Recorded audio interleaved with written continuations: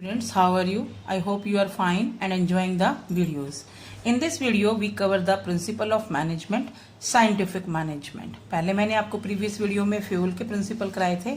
इस प्रिंसिपल में मैं आपको FW टेलर, जिनका पूरा नाम फेडरिक विंसलो टेलर था. एक्चुअली बेटा ये जो फादर ऑफ साइंटिफिक मैनेजमेंट के रूप में भी FW टेलर को जाना जाता है. FW टेलर को साइंटिफिक मैनेजमेंट के रूप में, क्योंकि he was born in 1856 in Philadelphia, USA.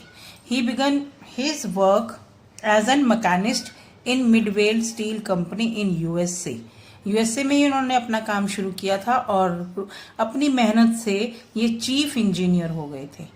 But बेटा he was primarily concern with the problem of increasing the efficiency of worker.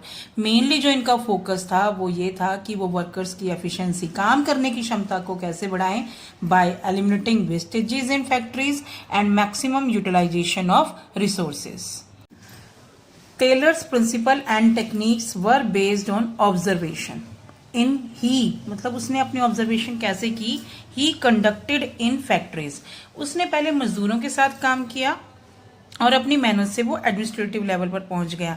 लेकिन उसने ऑब्जर्व किया कि किस मेथड से प्रोडक्शन को इंक्रीज किया जाता है, क्योंकि जब उसने ऑब्जर्व किया कि प्रोडक्शन है उसमें लैक ऑफ प्लानिंग और जो पीपल है वो अपनी observation bye hit and miss वाली पॉलिसी को अडॉप्ट करते हैं कि जो चल गई ठीक है, जो नहीं चली तो नेक्स्ट देख लेते हैं. यानी कि उन्होंने एक्सपेरिमेंट के बेसिस पर देखा कि काम हो रहा है.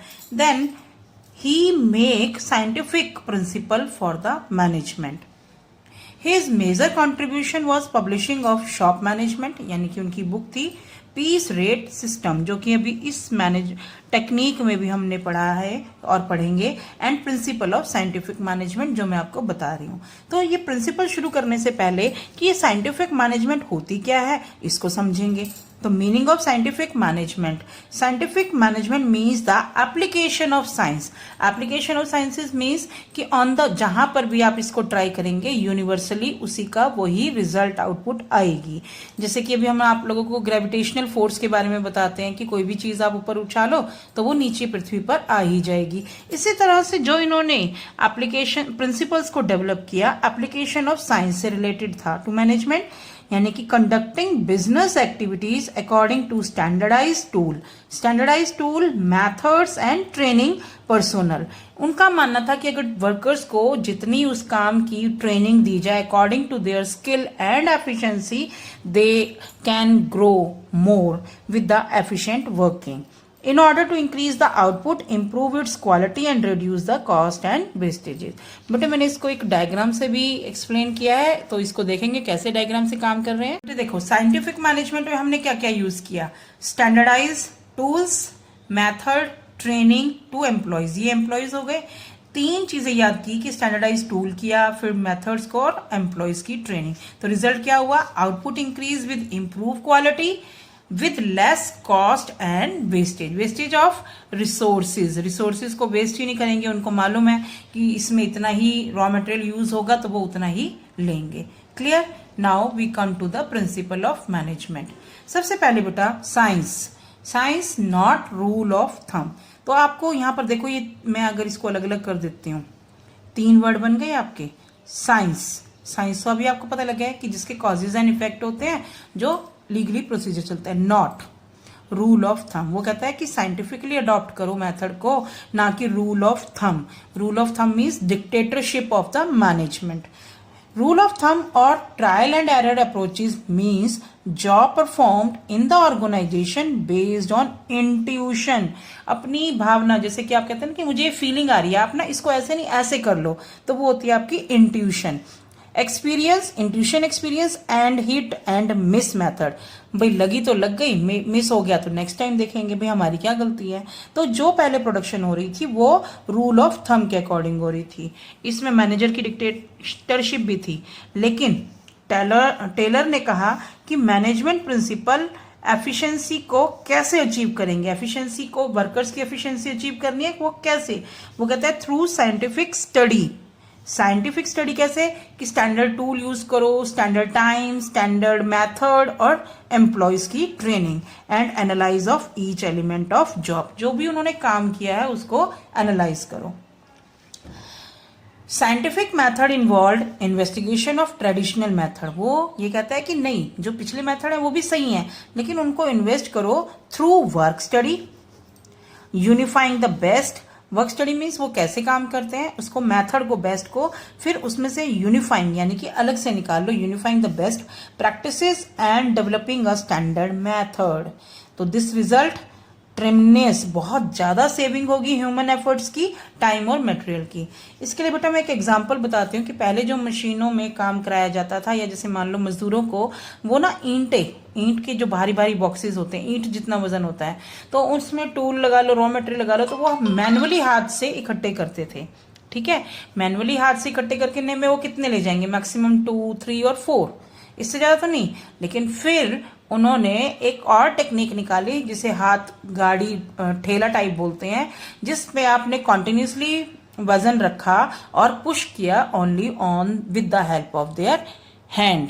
पहले वो जो मैनुअली उठाते थे वो सिर पे उठाते थे, तो उनका प्रेशराइज पड़ता था ज्यादा। तो इससे क्या हुआ कि वो एफिशिएंसी भी कम होती है, और साथ में उन लोगों का जो फटीकनेस है, टायर्डनेस है, वो थक जाते थे। लेकिन जब से वो ठेला गाड़ी आई, उससे वो वजन भी ज्यादा उठाया और थके भी कम। तो इंक्रीज द साइंटिफिक मेथड। तो इसीलिए साइंस को अडॉप्ट करना है, नॉट रूल ऑफ थंब को। सेकेंड है बेटे हार्मोनी नॉट डिस्कॉर्ड। हार्मोनी का मतलब होता है मिलजुल कर, यानी कि you have to kept the positive attitude. Positive attitude between employees. हमारी ऑर्गेनाइजेशन में 2 तरह के एम्प्लॉयज ग्रुप होते हैं।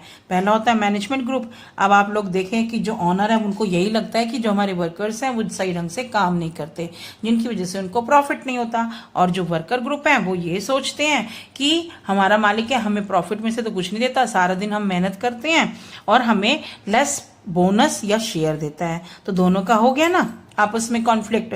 तो यहाँ पर जो गिव एंड टेक है बेटा वो म्यूचुअल हार्मोनी से होना चाहिए। और पॉजिटिव एटीट्यूड के लिए between workers and management there is an mental revolution. Mental revolution का मतलब हो गया चेंज ऑफ एटीट्यूड, यानी कि वर्कर्स को अपना एटीट्यूड चेंज करना पड़ेगा और मैनेजर्स को भी।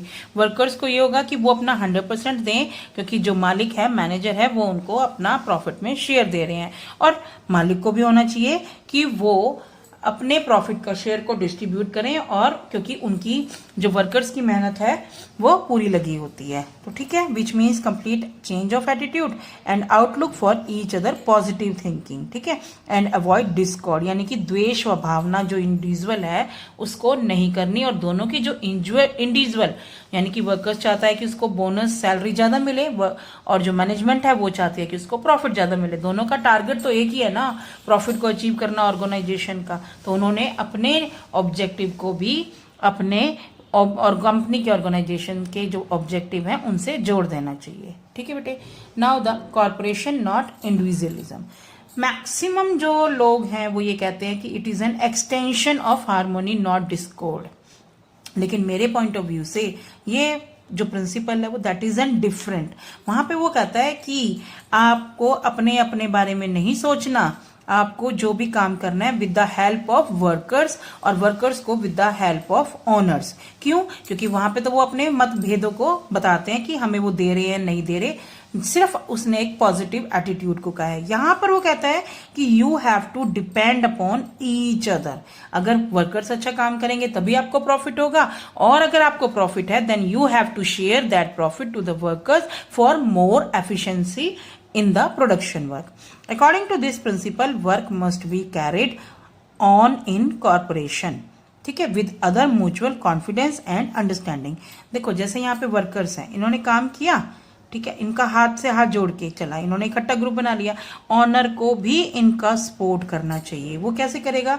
वेलकम देयर सजेशन, क्योंकि काम तो वर्कर्स ने करना है, तो उसको समझना चाहिए कि वर्कर्स आर गुड एवोल्यूटर, यानी कि वो पता लगा सकते हैं किस मेथड से वेस्टेज कम होगी। फिर award their suggestion, good suggestion को उनको अवॉर्ड भी देना चाहिए, और reward for their efficiency work, efficient work को भी उनको रिवार्ड देना चाहिए। Clear? In the return workers को क्या करना चाहिए, should not go on strike और मेक अनरीजनेबल डिमांड। ये ना हो कि अभी प्रॉफिट नहीं हो रहा तब भी वो बोनस की डिमांड कर रहे हैं। तो दोनों पक्षों को एक दूसरे के साथ मिलजुल कर काम करना चाहिए, ना कि सिर्फ अपना अपना ही सोचना चाहिए। But last principle of function, development of workers to their greatest efficiency and prosperity. यहाँ पर टेलर साहब ने बहुत अच्छी बात कही है कि वर्कर को डेवलप करो। डेवलप कैसे होगा, with the increasing efficiency of work capability, यानी कि उनकी काम करने की क्षमता को इंक्रीज करके, और वो इंक्रीज होगी तो कंपनी की भी इंक्रीज होगी। हाउ, कि जब वर्कर की एफिशिएंसी इंक्रीज होगी तो वो एफिशिएंटली काम करेगा, ज्यादा प्रोडक्शन करेगा with less cost and minimise the wastage. ठीक है, जब मैक्सिमम जब वो अपना आउटपुट दे रहा है तो प्रोडक्शन ज्यादा हो गई तो प्रॉफिट हो गया। तो आप उनको प्रमोट कैसे करेंगे, बाय इंक्रीजिंग द सैलरी या बाय गिविंग अदर प्रिक्विजिट, यानी कि पर्क्स या सैलरी में इंक्रीज कर दो, प्रमोशन दे दो, बोनस दे दो, तो इससे वो उनकी ग्रोथ हो जाएगी। अब आप सोचेंगे कि इंक्रीज कैसे होगी, efficiency of workers can be increase by training. बेटे ट्रेनिंग से क्या होता है कि उनको काम करने की काबिलियत उनकी इंक्रीज हो जाती है, कम समय में करेंगे। और वो कहता है कि अगर right person on the right job हो according to its skill and liking, तो वो ज्यादा दिल लगा के काम करता है। तो कहता है according to Taylor employee should be select according to the qualification required for particular job and their skill. तभी आप लोग उनकी डेवलपमेंट कर पाएंगे। वर्कर्स की डेवलपमेंट होगी तो ऑटोमेटिकली कंपनी की भी हो जाएगी, यानी कि ऑर्गेनाइजेशन की भी डेवलपमेंट होगी। I hope you understand all the principle. If you like the video, share the video and subscribe the channel for more videos. Thank you.